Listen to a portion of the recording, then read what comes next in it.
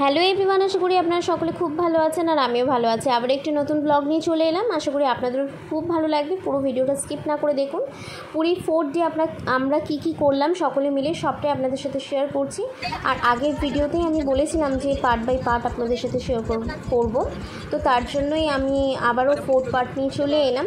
আর এখানে দেখতেই পাচ্ছেন আমার জিজু দিদি ইন্ট্রো দিতেই ব্যস্ত, আর ওদেরকে দিয়ে আমরা শুরু করলাম আজকের ভিডিওটা। তো যাই হোক, এখানে পুরো ফুল ফ্যামিলি আমরা বেশ আনন্দ করতে করতে যাচ্ছি, পুরো জার্নিটা আমরা এনজয় করতে করতে যাচ্ছি।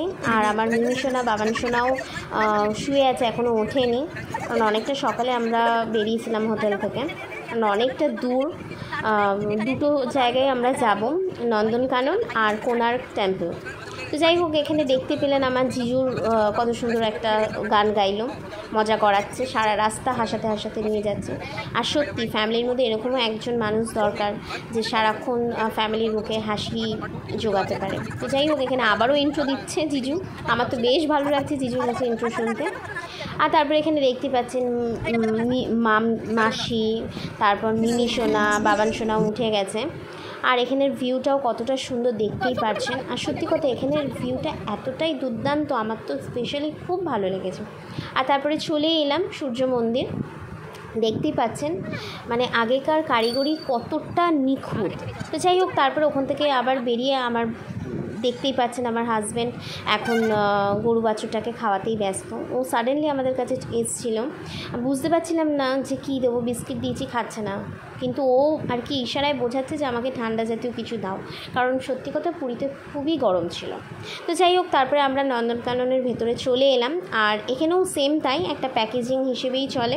আপনারা বুকড করেও, পুরো গাড়ি বুকড করেও নিতে পারেন, আর না হয় আপনারা ভাগে ভাগে আর কি নেমে পুরো জঙ্গলটাই আপনারা ঘুরতে পারেন। অ্যাকচুয়ালি এই জুটা বিশাল বড়, আমার মনে হয় না ওইভাবে পায়ে হেঁটে দেখাটা সম্ভব ব্যাপার। আর ভেতরে ঢুকতে গেলে কিংবা সিংহবাগ দেখতে গেলে আপনাদের আলাদা একটা প্যাকেজ কাটতেই হবে, আর টিকিট কেটে আপনাদেরকে ভিজিট করতে হবে। তো যাই হোক, এখানে দেখতেই পেলেন সামনে থেকে মানে আমার তো হার্টবিট একদম থেমে যাচ্ছিল, এরকম একটা ব্যাপার। এতটা কাছ থেকে সিংহ দেখার একটা অভিজ্ঞতা। সব থেকে বড় কথা, ওরা ঘোরাঘুরি করছে আর আমরা বন্ধি, একটা মানে কেমন আশ্চর্যজনক ব্যাপার, তাই নয় কি? তো যাই হোক, আমার তো ভীষণ মানে একটা ভয়ানক আনন্দ ছিল ওদেরকে দেখে। আর ওরাও আমাদেরকে হাঁ করে দেখছে, মনে হচ্ছে এই না ঝাপটে পড়ে। তো যাই হোক, যদিও কোনো ভয়ের ব্যাপার নেই, কারণ দেখতেই পাচ্ছেন বাসটা পুরোভাবে ঘেরা রড দিয়ে। তো যাই হোক, ওরা অ্যাটাক করলেও আমাদের কিছু হবে না। তো তারপরে ওইগুলো দেখতে দেখতে আবার চলে এলাম। এখানে সব জায়গায় না আলাদা আলাদা একটা সেকশন করা আছে। তো এখানে এই যে দেখতে পাচ্ছেন, এর নাম হলো সাহিল। এখানে 3টে টোটাল বড় বড় মাফিক মানে বাঘের আর কি ভ্যারাইটিস আছে, মানে জাত আছে। রয়্যাল বেঙ্গল টাইগারের আলাদা আলাদা নাম আছে, চিতাবাঘের নাম আছে। তো আমি সাহিল নামটা আর অভয়া নামটাই আমার মনে আছে, আর একটা বাঘের কী নাম ঠিক মনে পড়ছে না। তো যাই হোক, তারপরে আবারও ওখান থেকে রওনা দিয়ে নিলাম।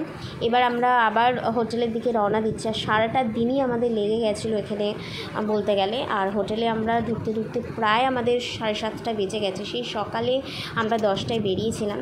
আর যদিও বাচ্চাদের সব খাওয়া দাওয়া আমরা রেডি করেই নিয়েছিলাম আর নিয়ে গিয়েছিলাম, শুধু জাস্ট গুলে খাওয়াতে যেটুকুনি আর কি সময়। তো তার মধ্যেও যে ফ্যামিলির সবাইকে নিয়ে এতটা আনন্দ করেছি, আর দুটো বাচ্চারাও ভীষণ আনন্দ করেছে, সারা গাড়িতে ঘুমিয়েছে।